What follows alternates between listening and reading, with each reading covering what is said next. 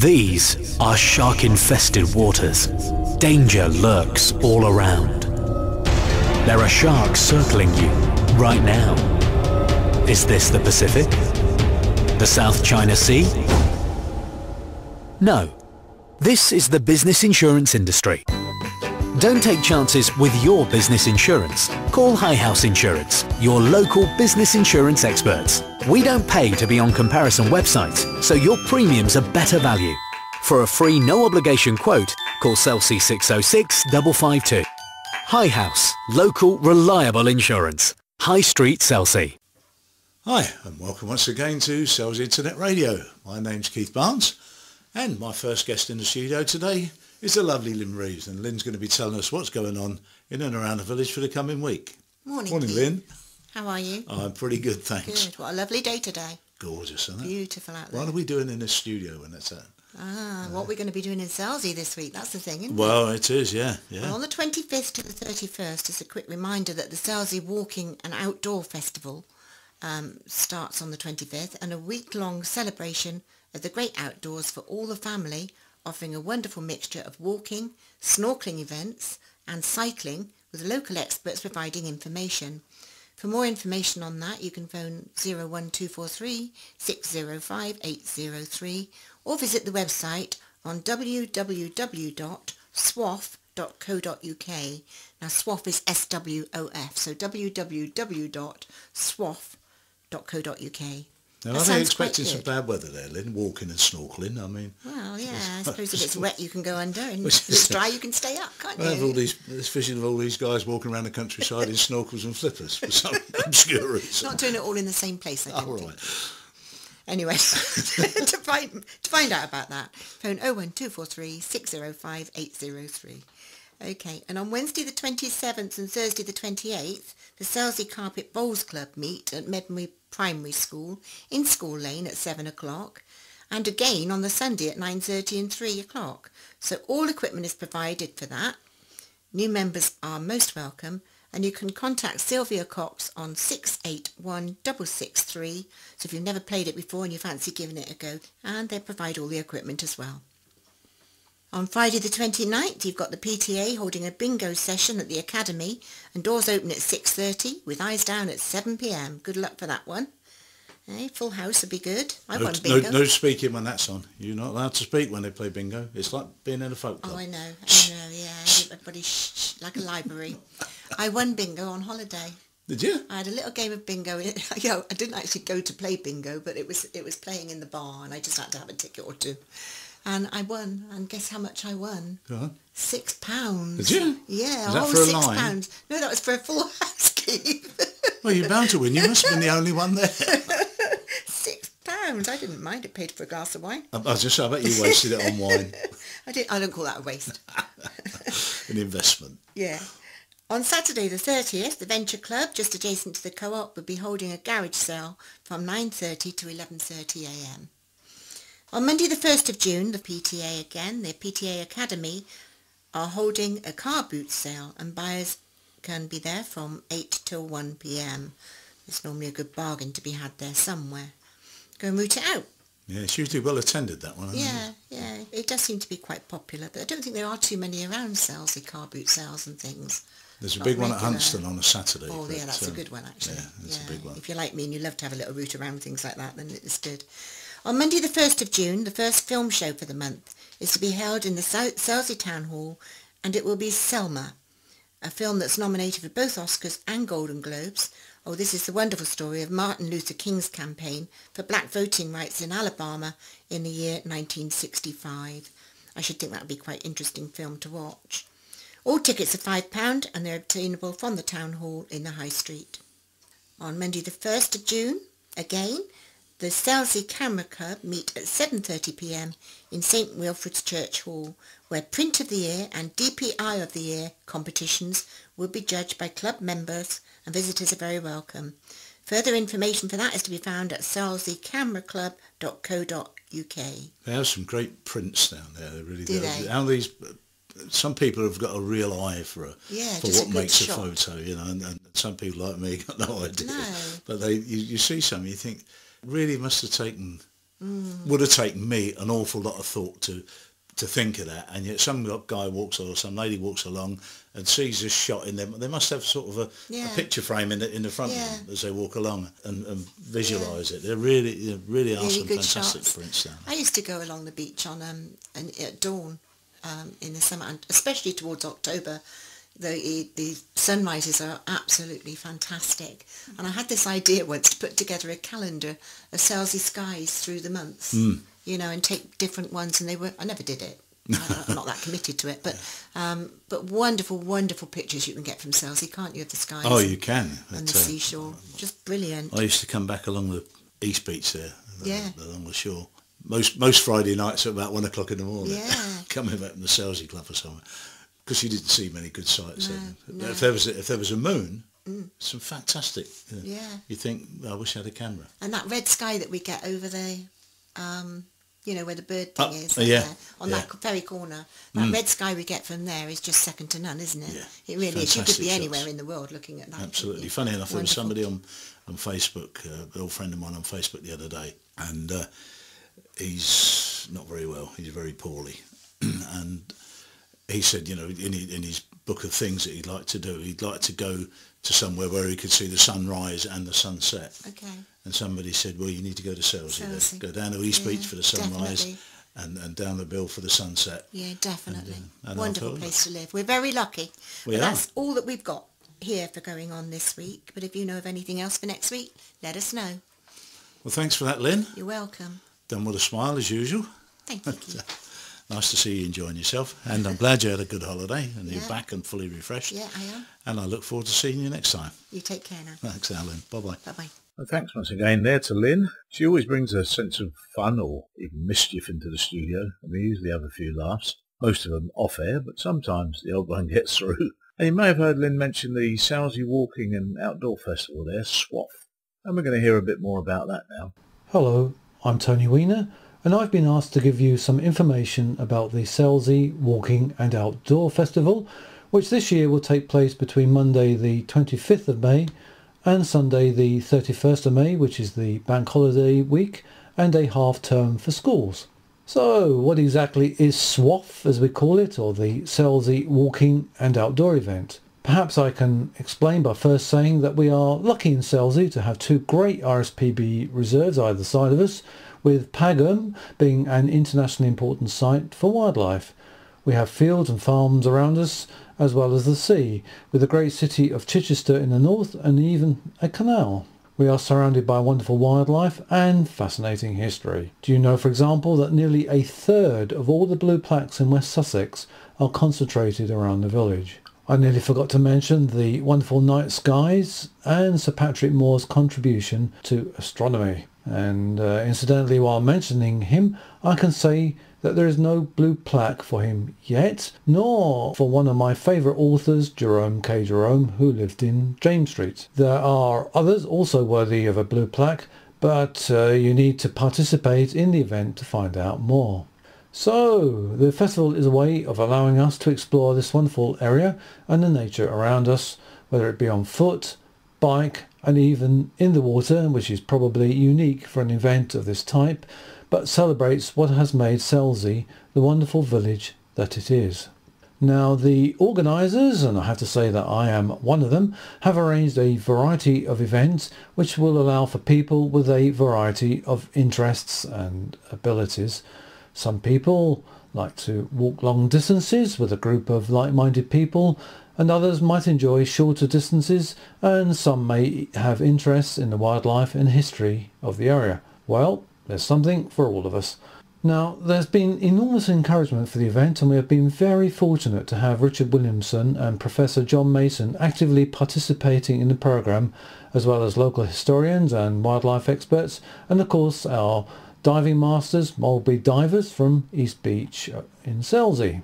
Now, some of you may recognise Richard Williamson's name. He's a witty and very knowledgeable wildlife expert and writes a weekly column in the Chichester Observer. He's written an authoritative book of walks in West Sussex, and we're really looking forward to him starting the event on Monday the 25th of May at 10:30 from Church Norton Car Park, and it should be a very entertaining and interesting circular walk to Peckham Harbour. Now, Professor John Mason from the South Downs Planetarium is a star in his own right. He's appeared many times on the Sky at Night along with Sir Patrick, and also has appeared on many other scientific programmes. We are fortunate to have him lead a short walk on the 26th of May at 10:30 in the evening. Of course, we need the night sky, which will start at Oval Field. There are lots of other events during the day and evening, and I'm probably going to get in some trouble for picking a few of my favourites, but here goes. On Monday the 25th of May there is a cycle ride around the new Memory RSPB reserve, and will give us an opportunity to see how this award-winning development is evolving. On the evening of the 25th of May there is a short walk around the east part of Selsey to explain how the railway carriages came to be there, the story of the entrepreneur who developed the land, and his grandson is still in the village, as well as the story of some of the people who live there. For example, I didn't know about the secret liaisons between Prince Edward and Mrs. Simpson in one of the houses. I was also amazed to learn that 32 of the converted carriages have been identified, and there are probably more. In recognition of the importance of the research leading to the walk, we have produced a pamphlet which can be used in conjunction with the walk. Now, unique to a festival of this type is the snorkelling, which will take place on Tuesday the 26th of May from Buns, and also on Friday the 29th of May from East Beach Car Park. Of course, for safety reasons, these are subject to the weather, but it is a fantastic opportunity to experience the seas, particularly if you have never snorkeled before, as the events are suitable for complete beginners. On Thursday the 28th of May we have a walk around Siddlesham where we can learn about the land settlement programme, and where unemployed people from around the UK were offered the opportunity to become horticulturists. I wish I could say that word, but there we are. You'll learn how to say it probably as well. The awful consequences this had on their life will be explained. The topic of this walk will be the subject of an exhibition at the Novium in Chichester, so it's an excellent opportunity to discuss this with the author of the work. Of course, no event in the area can be complete without taking in the Selsey tramway, and we have two events on Tuesday the 26th of May and Thursday the 28th of May along the tramway, and both will involve a picnic stop and of course a chat. Now, the blue plaques I referred to will be part of the Heritage Walk, which will take place on Wednesday the 27th of May. Many people have forgotten the contribution Selsey has made to this country. Not many of us realise, for example, that we had a wartime airfield, and the first plane to shoot down an enemy aircraft in the D-Day landings actually came from Selsey. I'm fascinated by the amazing and absolutely vast structures that formed the artificial harbours for the landings in France, and it was reported that it was like dropping Chicago on Selsey. No comments, please. These enormous structures, known as the Mulberry Harbours, and you can see the connection with our very own diving school, were towed to France from Selsey, but the whole venture nearly came unstuck when they were hit by one of the biggest storms on record. I guess somebody should have told them about the Selsey wind. The Listening Post also has an amazing story to tell, not only to detect zeppelins coming over from the continent, but also submarines on their way to attack shipping in Portsmouth. There is much more I have time for here, but it will all be explained on the walk. While on the topic of history, we have one of the most historic sites in West Sussex in the form of St Wilfrid's Chapel, and we have a walk on Friday the 29th of May which will take in the site and will also offer a short historical guide. Now then, I'm particularly looking forward to the Bat Walk on the 29th of May from East Beach. I didn't realise that they were in the area, but we have somebody from the Manhood Wildlife and Heritage Group who's going to show me how wrong a man can be. This walk is only about a gentle half mile, so will be suitable for most people. Well, there is much more to tell, but I'm limited on time. So if you want more information on the event, which I remind you takes place between Monday the 25th of May and Sunday the 31st of May, then please do pick up a leaflet from the library, Selsey Town Hall and local shops. The Town Hall can also take bookings and provide more information. You can contact them by phone on 01243 605803 605803. We have a website, www.swof.co.uk, so that's wibblywobblyworld.swaff.co.uk, and of course we have to have a Facebook page, which is Selsey Walkfest. We have an online booking system, and probably the easiest way to access that would be to go to the swaff.co.uk website, but of course you can go to the town hall who will take bookings.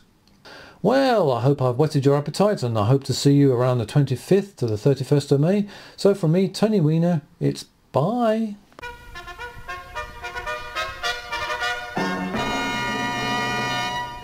And welcome once again to Keith's Kitchen. Now the summer's just about to come upon us and the weather's going to change. It's going to be lovely and warm. So I thought this week we'd have a nice salad recipe. So this week's one is avocado with cucumber and prosciutto. Now that's Parma ham or prosciutto, whichever you'd like to call it. Very nice. And this is what we need. 250 grams of cherry tomatoes, 1 small bag of rocket, 1 cucumber, 1 large avocado, juice and grated zest of half a lemon, 2 teaspoons of mustard, 2 to 3 teaspoons of honey, some salt, some pepper, 6 tablespoons of extra virgin olive oil, and 100 grams of prosciutto. And this is what we do. We wash the cherry tomatoes and quarter them, and we wash the rocket and tear it into pieces, and then we peel the cucumber. Now halve the avocado and remove the stone and scoop the flesh out of the skin, and chop the flesh together with the cucumber and drizzle a bit of lemon juice over the top. Put that in a bowl with the tomatoes and the rocket and mix them together. Now in a separate bowl, mix the mustard, honey, lemon zest and 1 to 2 teaspoons of lemon juice, the salt, the pepper and all the oil. And mix that all up together and make a nice dressing. Add the dressing to the salad and season to taste.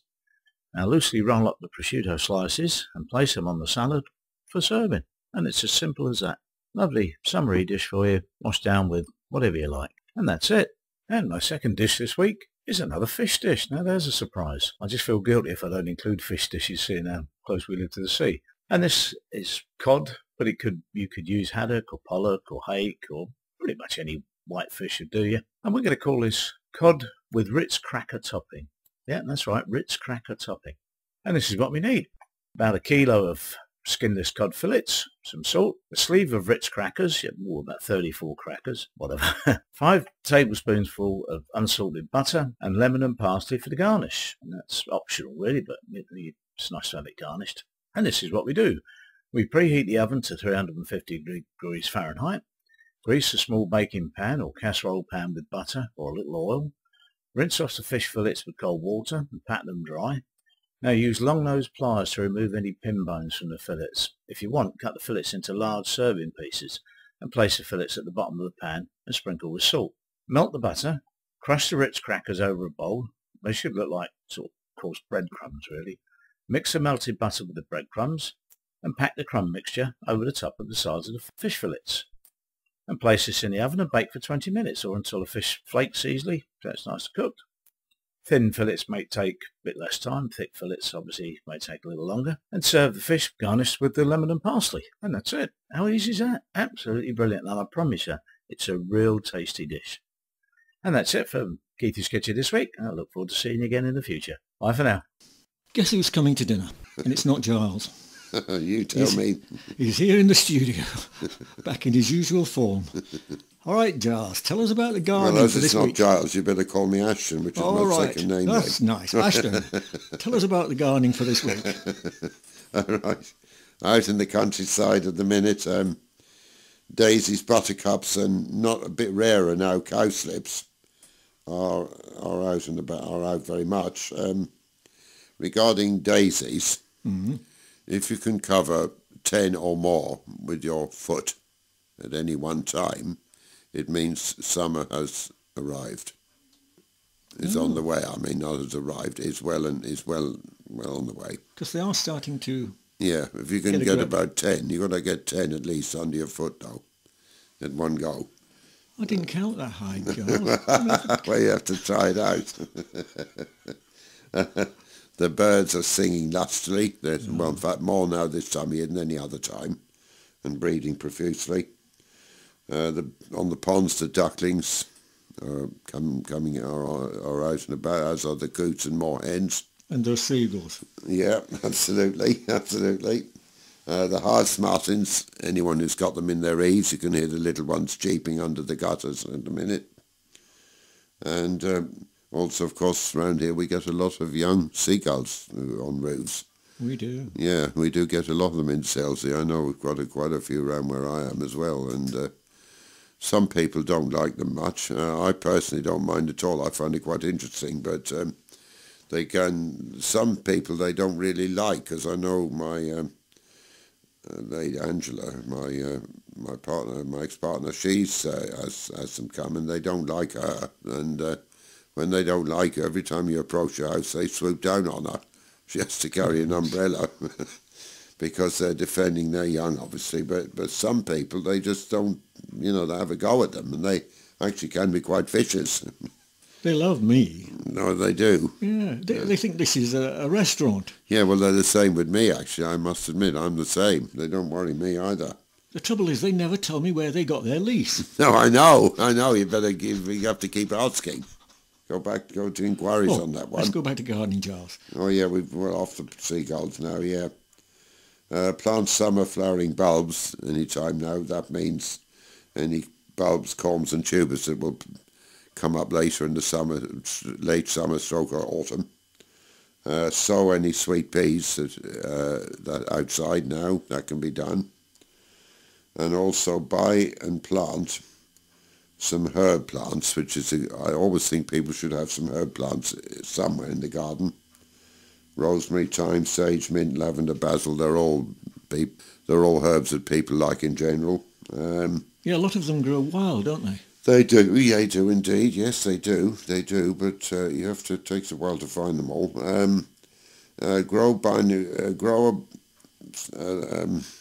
If you have a barbecue or a patio or anything like that, have a plant called burning bush in a pot. Its real name is Dictamus albus. Get one of those, or 2 or 3, and plant them near the patio, wherever, if you're having barbecues. And then in the evening time, if you apply a match over the flower, it will flare, because they exude oil. Hence the reason burning bush. To say a gas. Yeah, no, well, yeah, I suppose it is a gas. Well, it is a gas. Yeah, it is a gas. You're absolutely right. But they do give a little flare, right, which is something to amuse people with if you're having a barbecue in the evening. Something different. Tip-top tips. Plant some tagetes in amongst vegetables, because tagetes attract hoverflies, right, and hoverflies love to eat aphids, which attack vegetables. Yes.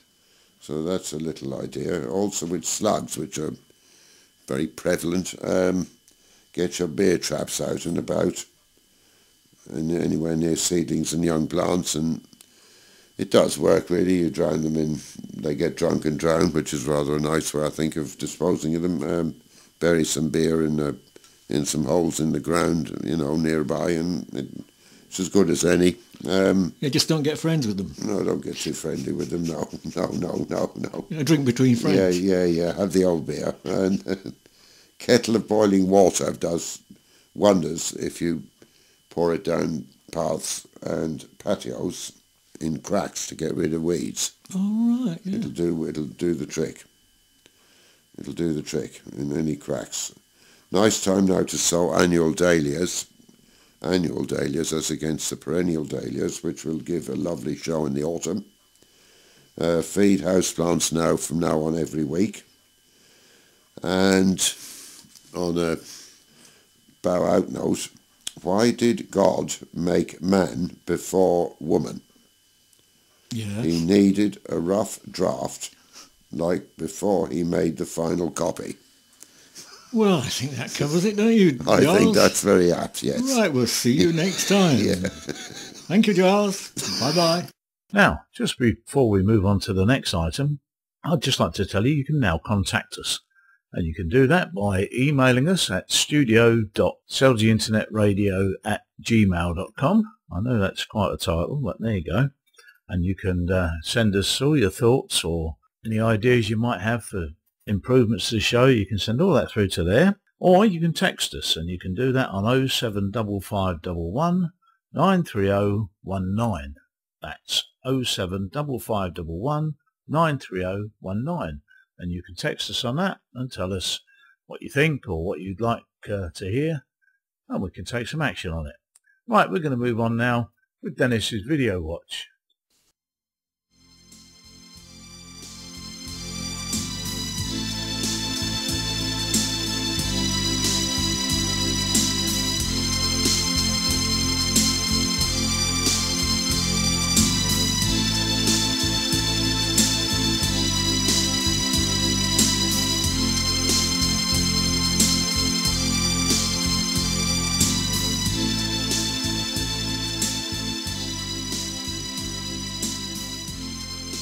And welcome to Video Watch with Dennis Cowan, and for the next 15 minutes we will be reviewing old and new videos, and we have got the top 20 supplied by Reflex DVDs with Steve, and then we go to the Selsey off license for Andy's top 10, Andy's video of the week, which I shall review, and that one is called The Maze Runner. Right then, let's begin on this week's films, which I have in front of me, and we're starting on a film called Treehouse 2014. This is a rated 15 film. This film is still out there on the shelves like Tesco, etc. and Asda, and mistakenly gives the impression that it is a sort of supernatural flick. Well, it isn't. What you get is a sort of mystery surrounding missing kids. Most of it centres around the woods and a treehouse, of course, as indicated by the video packaging, which is often the clue with these, but they often show far too much that's not there. Setting that aside, it develops into a cat and mouse thriller with crazies, and on this level it works. We then move on to an older film, a 2004 film called Highwaymen, and I was quite surprised to see this again, starring Jim Caviezel, in a gritty horror thriller which holds its own during the 77 minutes, which is a rather short film, but it does keep it tight. It's a sort of road revenge thriller tinged with a horror slant, and amid decent car chases and crashes keeps one on edge. So this should fill a nice little spot if you want a film that isn't overly too long, and it more or less does what it says on the package. We then move on to a film called Dark Matter 2007, starring Aidan Quinn and Meryl Streep. This is a competent little drama thriller when trust is shattered and agendas collide between the honest and the deceiver. One student, a Chinese student I think, places his trust and hopes in a lecturer and soon learns that he has been used and there is only one way to go. This one says that it's based on a true story of terrific proportions. There you are, that's that one. And now we go on to Dooma. This is a 2005 film, rated PG, mainly a family film and kids thing, taking a boy and a cheetah who, by the nature of their relationship, have grown up together and want to stay together, but cannot, because the 12-year-old boy must move to the city and a new school, which means that the cheetah must be set free and out of reach of the hunters. And there the adventure begins as things get out of hand and the boy wants to make sure his cheetah is well taken care of, and it is not as easy as he thinks. We then go on to a film called Abandoned 2010, starring Thomas Dekker, a lone parent of a young boy who makes a fatal mistake, and the missing son is found dead out in the wilds. Ethan is not that much of an adult. In fact, he's more of a teenager in the way he acts. And coming to terms with this, and the town seeking to indict him for negligence, things get worse, driving Ethan to the only possible way out of this predicament. Yes, that's a fairly good film. And then we go on to Dead End, 2013, rated 18, starring Jamie Foreman, who we often see on British TV, of course, like in the EastEnders sort of thing. This British thriller may closely be looked to have a connection with Gangland and London because of the East End look, and Jamie, of course. But it soon gets much darker and surreal as he and his family take a trip into the country, which has devastating consequences. They encounter the weird and are forced off the road. They take to hiding in an abandoned little chef or diner or something similar to that, and that's where the fun starts. And as they say in many adverts, that's where the terror mounts. We then move on to a horror thriller, a ghost thing, called Dead Souls, 2013, rated 18.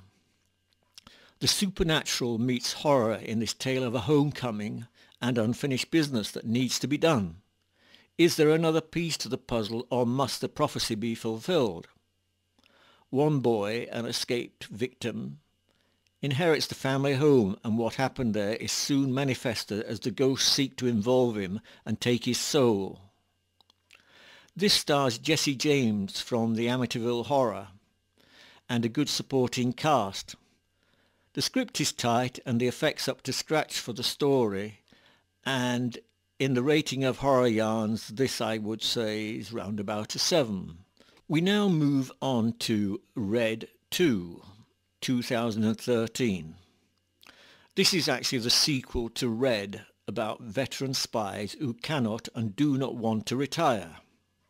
The first one was more tame, and this one could be seen as the Aliens quality, with much more action and a cast list that sees Bruce Willis, John Malkovich, Catherine Zeta-Jones, Helen Mirren, Anthony Hopkins, Byung-Hun Lee, Mary Louise Parker, and Brian Cox coming together in a caper to find a weapon hidden that many countries are eager to get hold of. And this is wham bam and chaotic throughout. So if that's how you like your films, then get this one. It's quality and it's done on a huge budget. And as I said, if you saw the first one, Red, then you should like this one. It's a kind of great little compact film. We now go on to the top 20 of videos now in the store. Well, by that I mean this is courtesy of Steve of Reflex DVD in Selsey. And this is from the 19th of May. And when we look at this, we find that Exodus, Gods and Kings, is still there at number 1. At number 2, we have a film called Into the Woods, which I must have a look at. And we've got another one at 3, which I think is a newcomer, which is called Wormwood. And I think this one's gone up from the last one. We have Dumb and Dumber 2 at number 4. At number 5, we have a film called The Drop.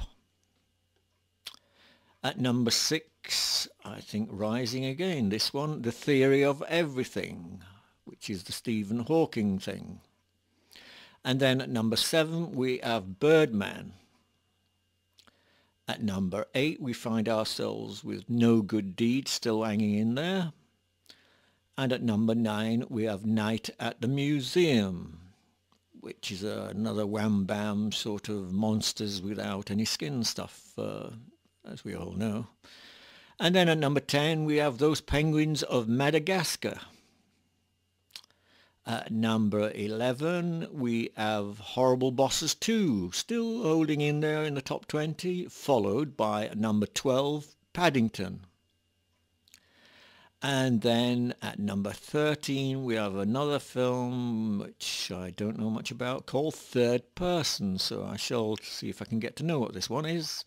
And then at number 14, another one that's come in is called A Most Violent Year. At number 15, we have or tomato. At number 16 we have The Signal.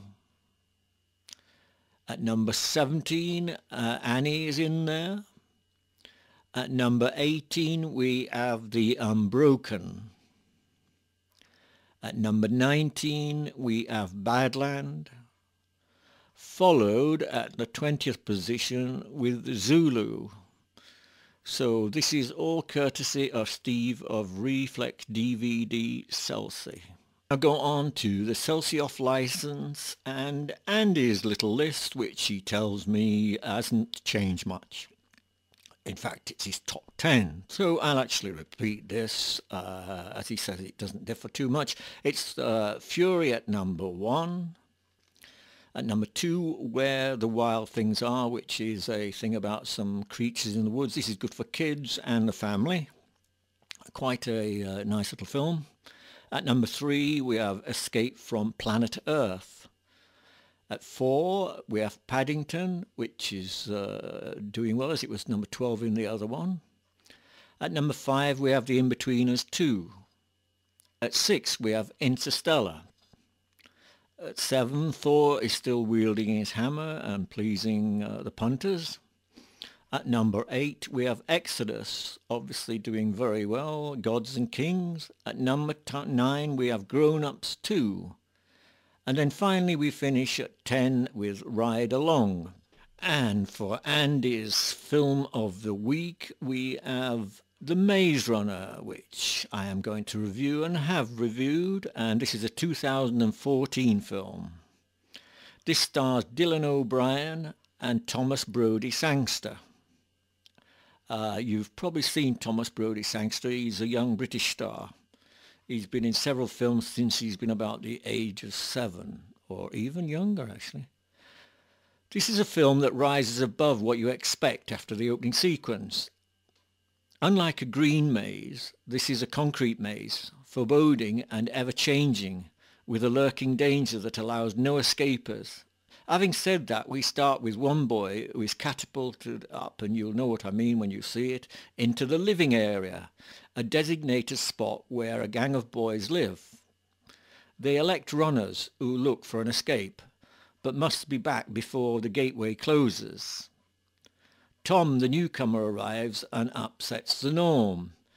And there are challenges, but the action is good, it is pretty tight, and it is definitely worth a look, so get yourself down there. Now I'm saying it again, take out Saving Mr. Banks, the film I told you about last week. It is an exceptional film and one that is worth seeing. Go to Andy's at the Selsey's off license and get your crisp, pop, wine or beer and settle in for a good evening. Get a drama, as with Saving Mr. Banks, or try the thriller The Maze Runner, or just choose from the many titles, old and new. Lastly, we've got Barbarella with Jane Fonda, but really, if you get this one out, you should be a fan of the year when it came out, because the special effects aren't what you expect these days. So if you're a fan of Barbarella, get it out, but others wanting more, well, best to leave it. Well, that's the end of another show, and we'll be back with you next week. Well, I will be back with you next week to review some more videos. So from me, it's bye, and we shall be going out with my typical theme.